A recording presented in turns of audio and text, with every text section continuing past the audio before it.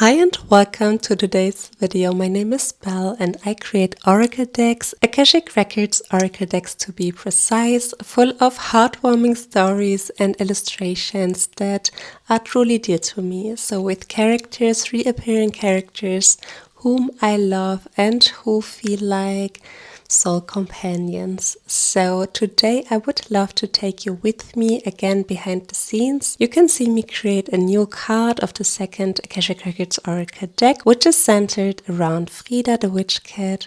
And as the last couple of days here where I live, it had been raining so much, so I thought let's have a card with a story around such a scene. So in this story today that I'm going to share you, Frida is waking up to a very gloomy and rainy day.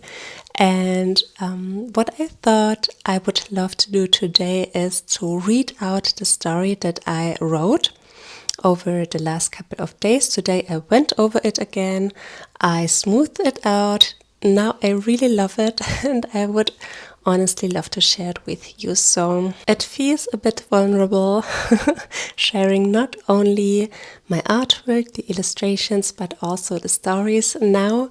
But step by step, I would love to be more open. I would love to share more of my creations. And of course, I want to bring the decks onto the market. So I want to just read out the story that I've created for this specific card, and I hope that you are going to like it. I hope that you're going to love it actually. So if you've never seen any of my videos, well, the decks are centered around the Witch Cat sisters. They, in the last deck, in the first deck, they had been apprentice, how do you say, under an apothecary, a famous potion maker whose name is Angel, and he's a giant tortoise. But then at the end of the deck they moved out because there's been a place calling their names. So the place is the Dragon's Nest, a magical property, and it needed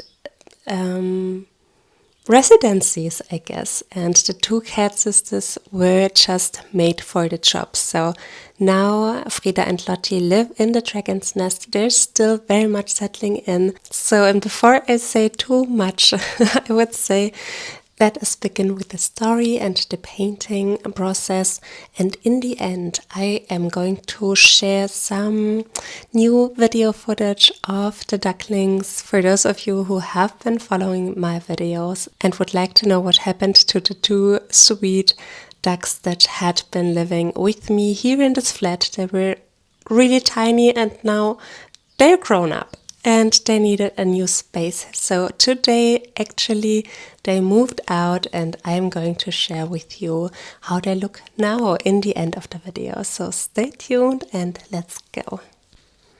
The beauty of finding gratitude in the smallest details. Waking up to a gloomy, rainy day stirs all sorts of feelings. When I open my eyes this morning, the grey sky greets me and the soft patter of rain against my window immediately tugs at my energy, adjusting it to the rhythm of the day. Isn't it fascinating how the weather seems to shape our mood? On sunny mornings, I'm out of bed in a heartbeat, eager to start the day. But today feels different. With a big yawn, I sit up, stretch heartily and peer out the window. The rain is pouring, not just a drizzle, but a true downpour.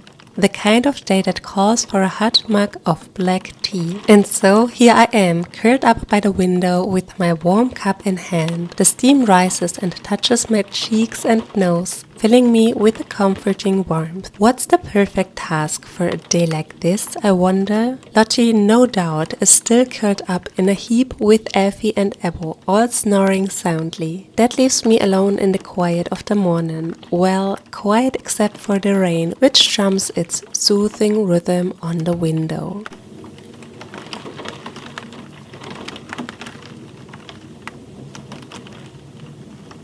As I sip my tea, the familiar spark of curiosity flares within me. How are my herbs faring in the rain? How does the weather affect them? And more importantly, how does it affect me, I wonder? Not long later, I'm outside wearing my favorite oversized witch's hat, ribbon snugly tied around the brim, because on days like this, one needs a ribbon to balance the gray, and my raincoat rustling with every step. The rain feels refreshing, as if it's washing the air clean and sharp.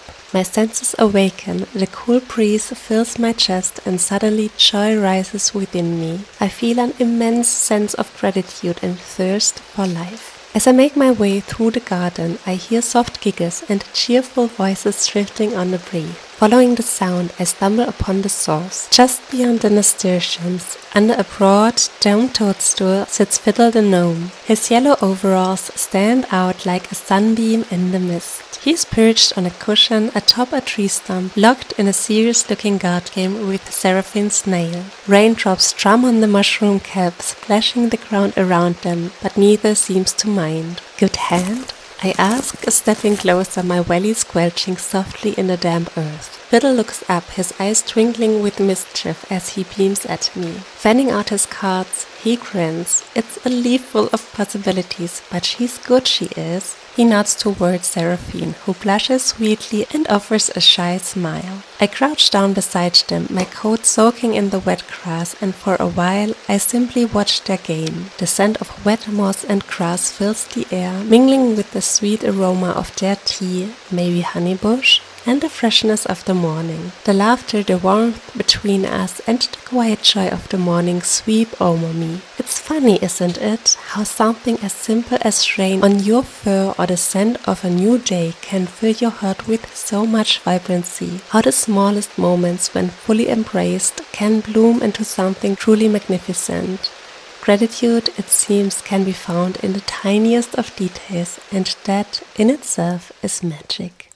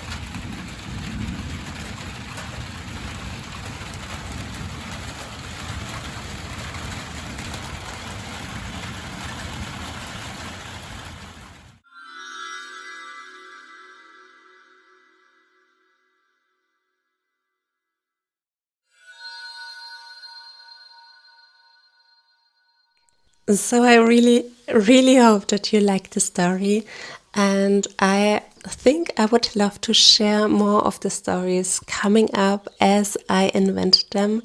So if you liked that, please let me know so I know that this is something that not only brings me joy, but you too. So I just went outside before I started to film to get the ducklings and to give you some insight into their lives.